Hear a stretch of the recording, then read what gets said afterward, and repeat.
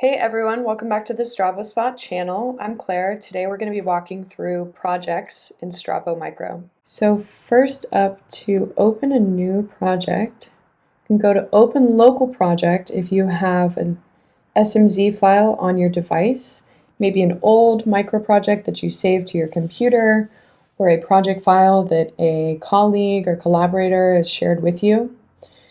You would load it onto your device and click here, Open Local Project,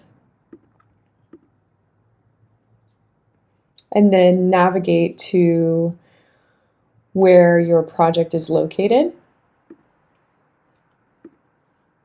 To open a remote project, you can download the projects that have been added to your account on StraboSpot.org. This will download the version of the project that's available on our servers. You can also switch between different projects that you've had open. So for example, if you have a different project, you loaded it on your account or it's on your device, it's been recently opened in StraboMicro, clicking the Recent Projects file will allow you to quickly bounce back and forth between the projects.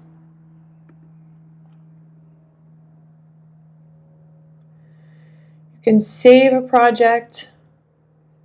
This will save it to your local device. You can export it as an SMZ file, which can again be imported. You can upload the project to the server. So you're uploading a copy of this to your account online. StraboMicro data, I now have 2 projects because I've sent this Santa Catalina project up to the StraboSpot server. You can view version history, which we'll get into later. You can edit the project. This allows you to edit the metadata associated with the project. You can export the images, export the micrographs with sketches, which I will cover in a future video, export the project as a JSON file, and export the project as a PDF.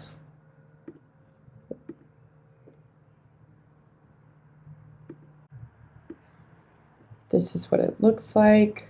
I have a list of my micrographs. I can click back to the table of contents. I can click around if needed. Otherwise, it's a large PDF of all the micrographs and data that's been added into the project. To create a new project, click New Project, give it a name.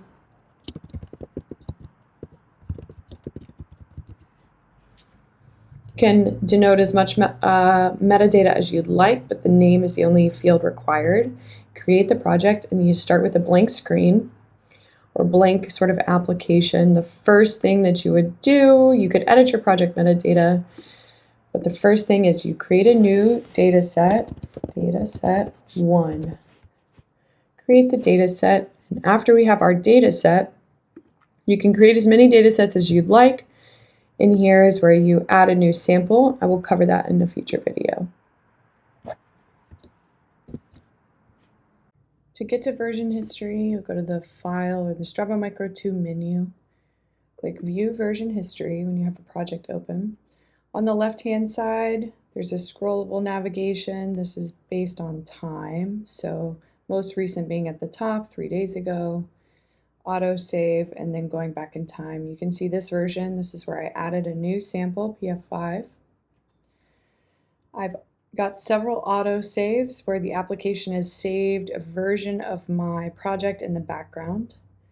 And here you can see green, 5 spots added, lamellae, different spots, and then 1 spot removed. I deleted a spot. It saved the changes that happened in the project with the information where the changes were made. This is the data set name, sample name, and the micrograph name. Over here you can see some metadata, so the date, time, version number, and the size of the project. Changes that are in the version. If you click into an older version, you can restore the version. Again, you can see the changes made in the version, you can delete the version. And something that's very cool, you can create a named version. So if you have a project, you like the way that it is, and you're about to add in a lot of new data, create a new data set or a new sample or something that is a big change to the project, you can quickly create a named version. That way, if anything were to happen in the future, you know you can always restore this version. A named version will not expire. It will not auto-delete. Up to 200 versions are retained per project. Versions older than 30 days may be deleted.